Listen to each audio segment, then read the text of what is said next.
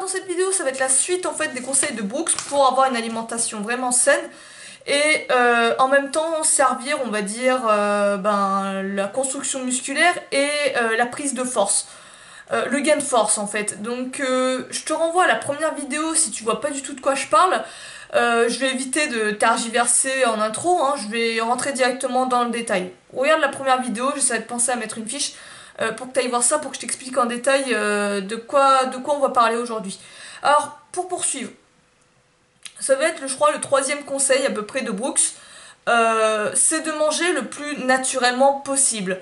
Le moins transformé possible en fait. Donc ça inclut forcément une alimentation bio au maximum, donc sans traitement chimique, sans pesticides, sans herbicides. Peu transformé, vraiment le plus brut possible.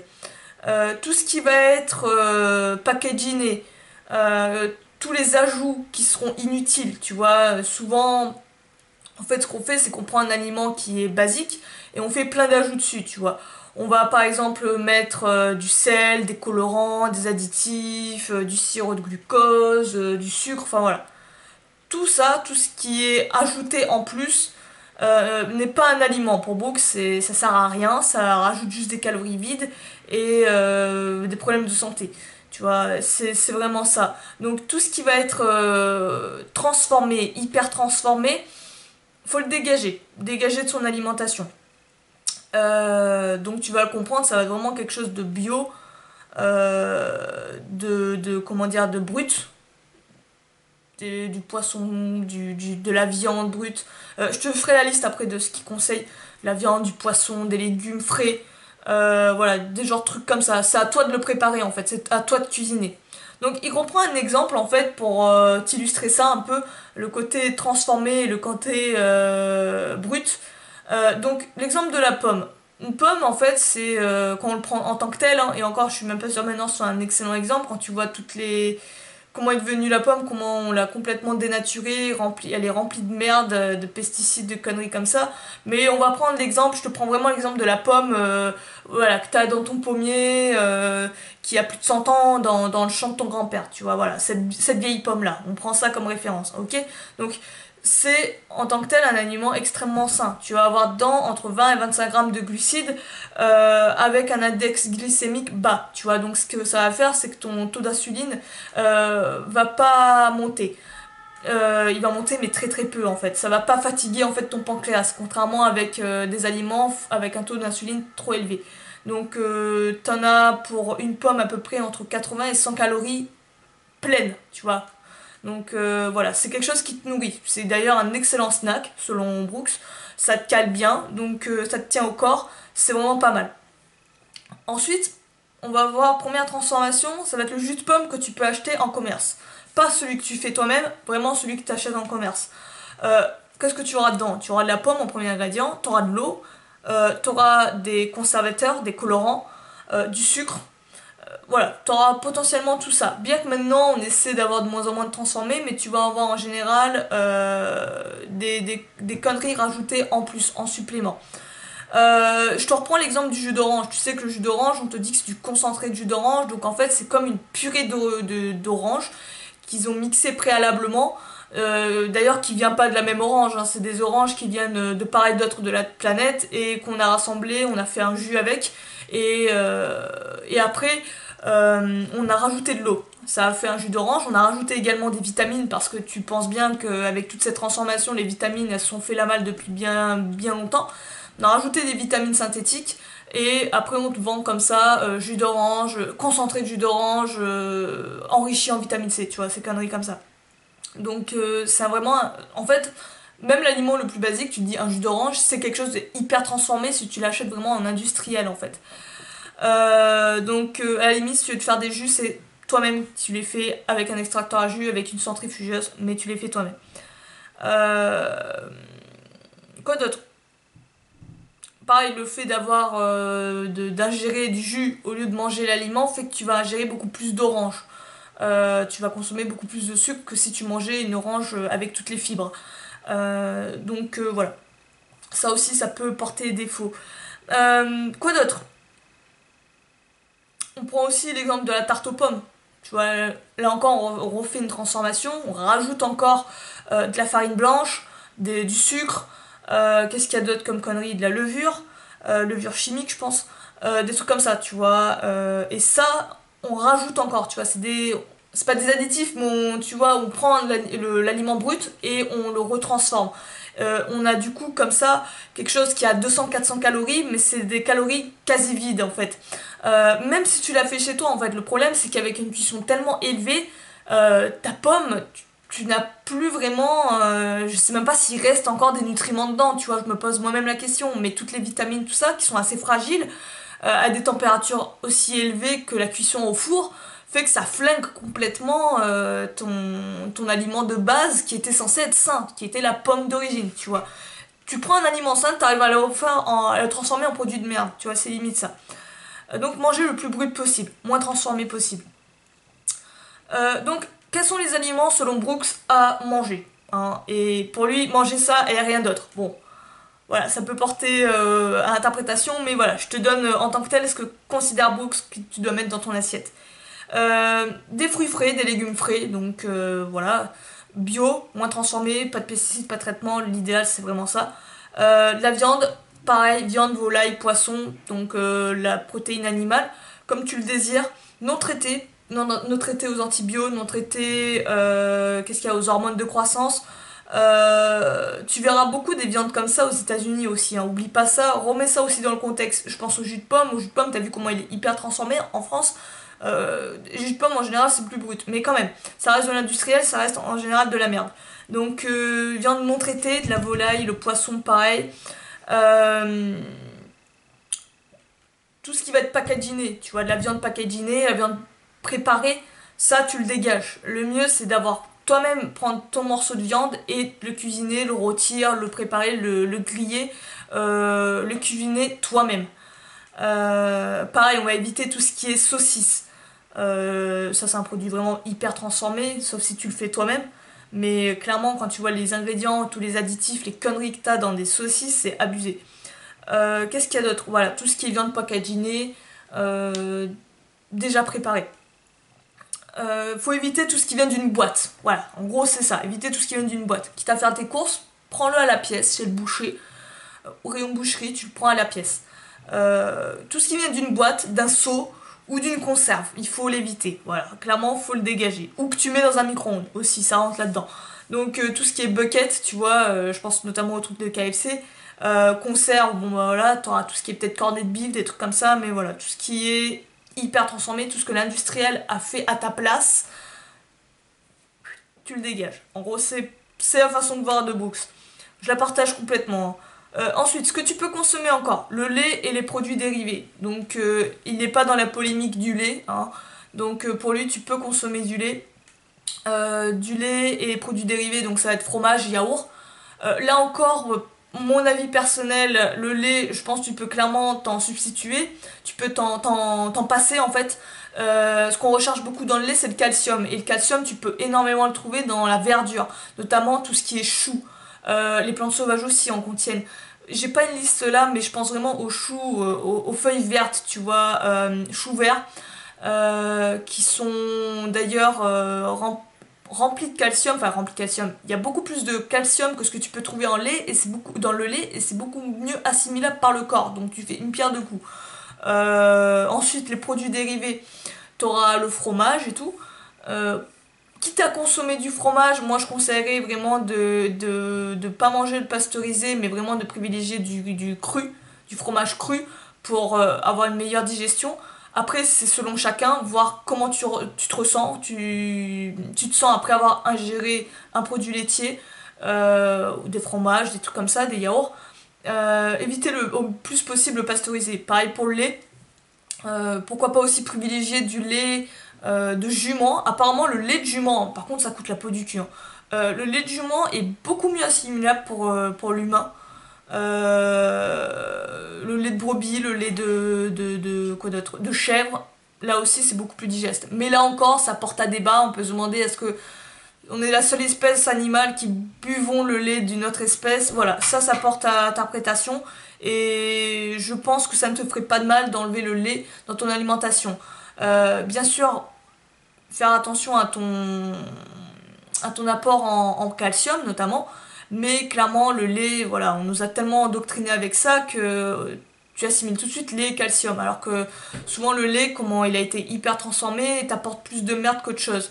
Euh, teste une semaine sans lait, même plus longtemps. Une semaine, c'est pas assez, je pense. Teste, si t'es quelqu'un qui consomme beaucoup de lait, qui a peut-être quelques petits soucis de santé, ou même pas forcément des soucis de santé, essaie de l'enlever, tester au niveau de ton alimentation, et voir si tu te sens pas mieux, tu vois, des trucs comme ça. Pareil pour le gluten, j'y pense aussi. Éviter de consommer vraiment énormément de gluten.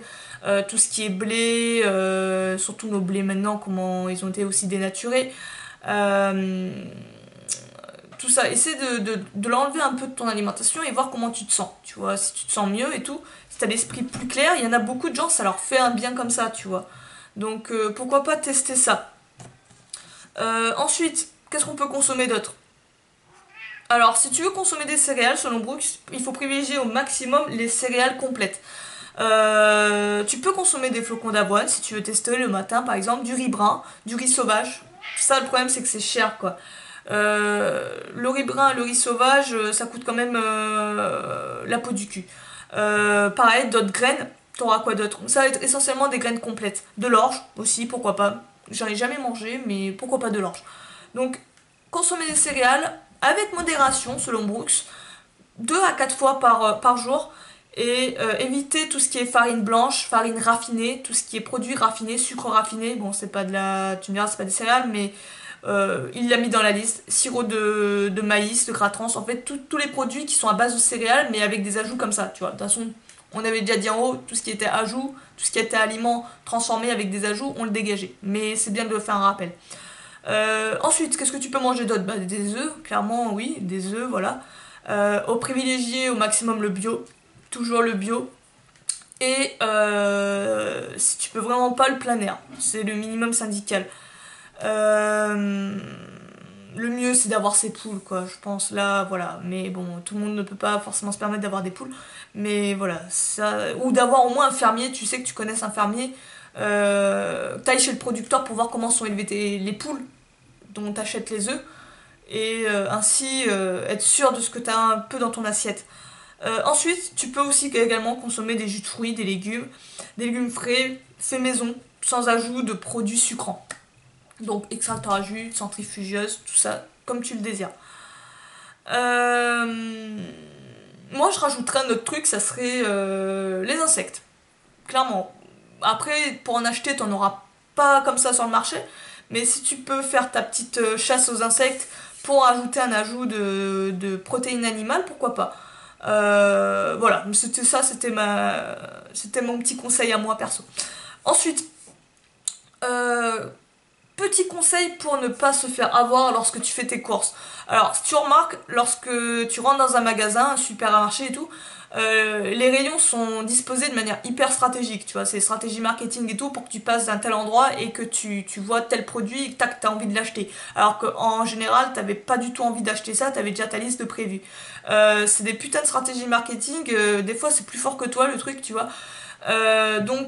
Stratégie pour pallier à ça, pour faire face au marketing, c'est tout simplement de faire le périmètre des rayons. C'est-à-dire qu'au lieu de passer à travers les rayons, dans les rayons et faire comme ça en zigzag, c'est clairement de faire le tour des rayons et d'aller directement là où tu dois aller. En général, les produits, alors je parle en France, hein, aux États-Unis, je sais pas comment c'est disposé, mais en France, les produits sains, les produits bons pour toi, en général, sont en bout de magasin. Donc les légumes, les fruits, tout ça, tu vas les avoir vers la fin des rayons. Donc l'idée c'est de pas passer dans le rayon mais de faire le tour. Tu vois, t'imagines t'as un carré comme ça avec plein d'allées, c'est de faire le tour du carré vers la gauche jusqu'à aller au rayon au fond où tu vas le repérer facilement et d'éviter au maximum de passer à travers les rayons car clairement ça c'est vraiment de la tentation, c'est tenter le diable. Pareil pour l'eau. L'eau en général, si tu veux acheter de l'eau de source, ça va être au fond même des rayons. Voilà, en général, voilà, c'est tout ce qui est sain, c'est à l'arrière, c'est caché, tu vois.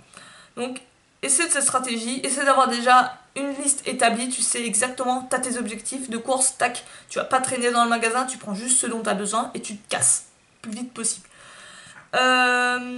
Ensuite, la méthode du sac poubelle pour perdre du poids. Donc ça c'est une méthode radicale pour faire un peu du ménage dans tes placards et manger plus sainement. C'est en fait tout simplement, tu prends un gros sac poubelle, tu nettoies tes placards, tes frigos, tu vides de tout ce qui est inutile et tu le remplaces par de la vraie nourriture. Donc tout ce qui est inutile, c'est ce que je t'ai dit, tout ce qui est transformé, gâteaux, sucreries, qu'est-ce qu'il y avait d'autre, plats préparés, tout ce qui est transformé, tout ce qui est industriel. En général, la plus grosse partie des choses, c'est tout ce qui est sous packaging. Euh, Ensuite, tu vas dégager tout ce qui est les céréales raffinées et privilégier également les céréales complètes. Donc la méthode du sac, c'est vraiment un truc radical, hein. Si tu veux faire vraiment du ménage, tu reprends la liste que je t'ai donnée pour ce qui est bon pour toi, en guillemets, hein. Je mets toujours bon pour toi. Ce qu'on te conseille plus de manger, et tu dégages tout ce qui est transformé au maximum, tout ce qui est industrialisé, le plus brut possible, tout simplement. Ensuite,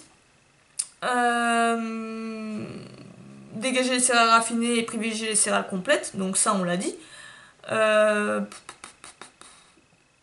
Cinquième, je crois que j'en suis au cinquième à peu près, ou un peu plus. Boire beaucoup d'eau. Alors ça perso, je l'ai jamais conseillé, je l'ai jamais appliqué. En général, moi, je bois à ma soif, donc je bois pas forcément beaucoup d'eau, clairement oui. Mais il y a beaucoup de personnes qui conseillent de boire beaucoup d'eau. Après, moi, j'en vois pas personnellement l'utilité, j'ai pas expérimenté, mais un test à faire. Teste ça. Vois comment tu te sens. C'est un conseil que Books donne, c'est de prendre 8 verres d'eau par jour. De l'eau de source. Vraiment privilégier de l'eau de source. De vraiment tu te fais pendant à peu près une semaine, je crois, non, 4 semaines, excuse-moi, les 4 prochaines semaines, tu augmentes ta consommation d'eau progressivement, tu fais pas d'un coup 8 verres d'eau, si par exemple tu en prenais 4, tu vas pas directement à 8, progressivement tu augmentes, hein, tu augmentes d'une rep, hein, c'est un peu ça, tu augmentes d'un verre d'eau peut-être par semaine, et ainsi, histoire d'atteindre tes 8 verres d'eau par semaine, et tu vois en fait les effets, tu vois ton ressenti d'avant, après, est-ce que tu remarques des changements physiques, est-ce que tu remarques des changements dans ton training, dans ta force, testez ça. Apparemment, Brooks, lui non plus, n'y croyait pas. Il l'a testé et il a remarqué des putains de bienfaits sur lui. Donc peut-être ton niveau d'énergie va augmenter, j'en sais rien. Franchement, d'ailleurs, si toi tu l'as testé et expérimenté personnellement, dis-le moi en commentaire. Ça serait vraiment intéressant d'avoir un retour en live de quelqu'un qui l'aurait testé. Donc moi je l'ai pas fait, je le ferai peut-être, mais pour l'instant, voilà, je le fais pas, je bois à ma soif, ça me va bien. Mais à tester, expérimentez, voir. Ensuite, sixième conseil à peu près, c'est éliminer l'excès de gras, le gras qui est en trop dans ton alimentation. Donc ça va être tout le mauvais gras, tout ce qui est gras trans, le gras de tout ce qui est par exemple cuisson à haute température comme la friture.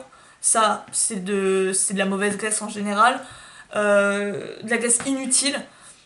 Et privilégier vraiment des huiles, du gras sain. Donc moi quand je pense bon lipide, je pense huile d'olive, je pense noix oléagineux, noisettes, amandes, noix de cajou, ça c'est des bonnes graisses, noix tout court en fait. Qu'est-ce qu'il y avait d'autre? Dégager absolument la margarine. Donc si tu veux consommer un produit gras, un peu de beurre, ça il le tolère, Brooks. Un peu de beurre si tu veux, pour agrémenter un peu tes plats, mais avec vraiment parcimonie. Et quitte à avoir des bons lipides, de l'huile d'olive, c'est vraiment l'idéal.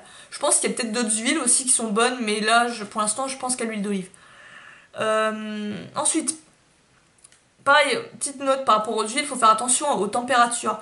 À la montée à trop de température, certaines huiles deviennent nocives. Donc, faut faire attention à ça aussi. Donc si on consomme des huiles, attention à plutôt les agrémenter dans des températures basses ou on va dire sans cuisson. Gardez ça en tête. Ensuite, éliminer le sucre. Donc ça c'est le septième conseil. Éliminer le sucre, tout ce qui est sucre. Lui il fait même pas de distinction entre sucre naturel et sucre transformé.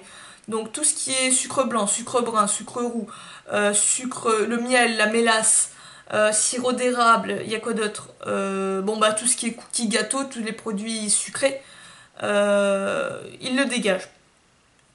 Il considère que ça va juste te rajouter du mauvais gras et que clairement ça ne t'apporte rien de nécessaire dans ton corps, dans ton alimentation. Ça n'a aucun intérêt nutritif.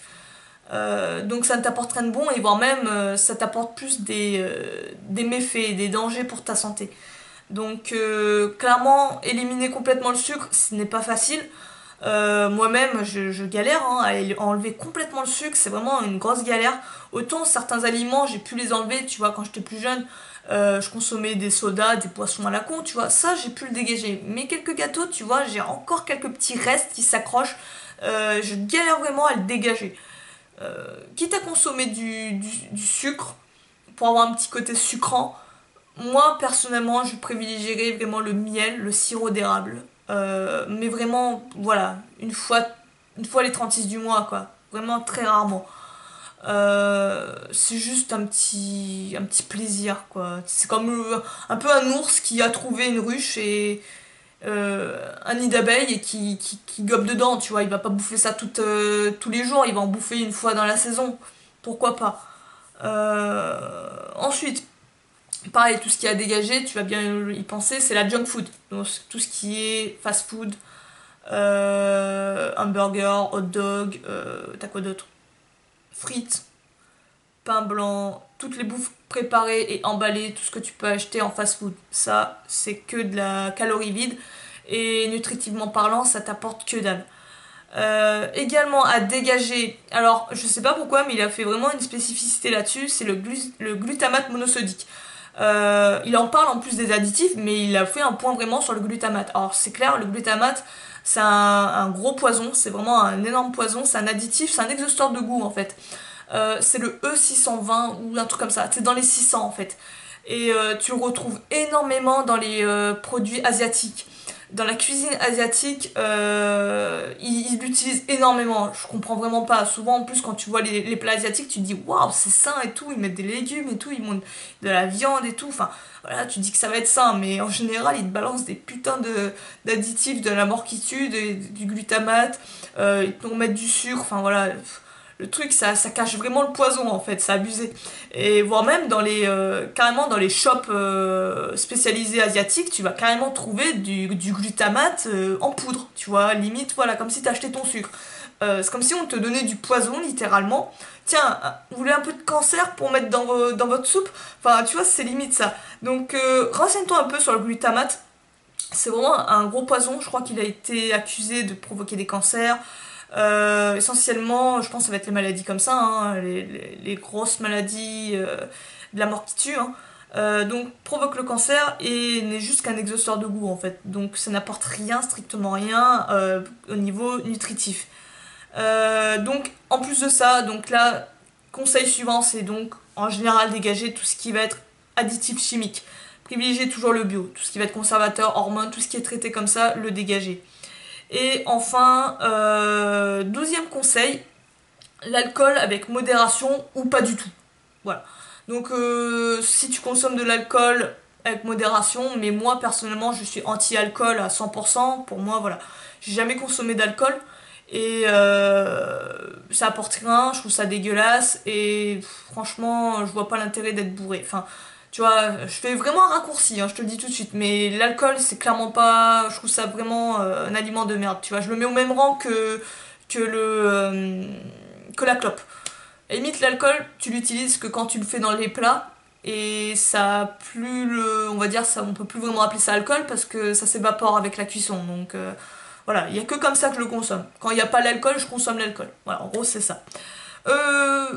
Voilà, je t'ai fait un peu la liste de tous les conseils que Brooks t'a donné. Comme tu vois, c'est vraiment en fait, t'as l'impression qu'il y a beaucoup de choses, mais pour faire simple, c'est tu prends, voilà, tu reviens à l'homme des cavernes, tu vas toi-même récupérer ta bouffe.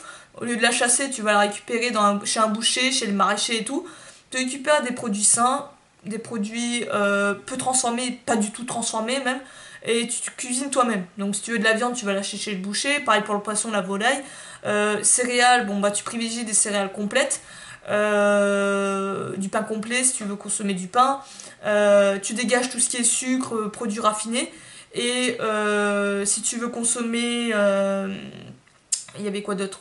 Céréales, viande et légumes frais. Voilà, légumes frais et tout.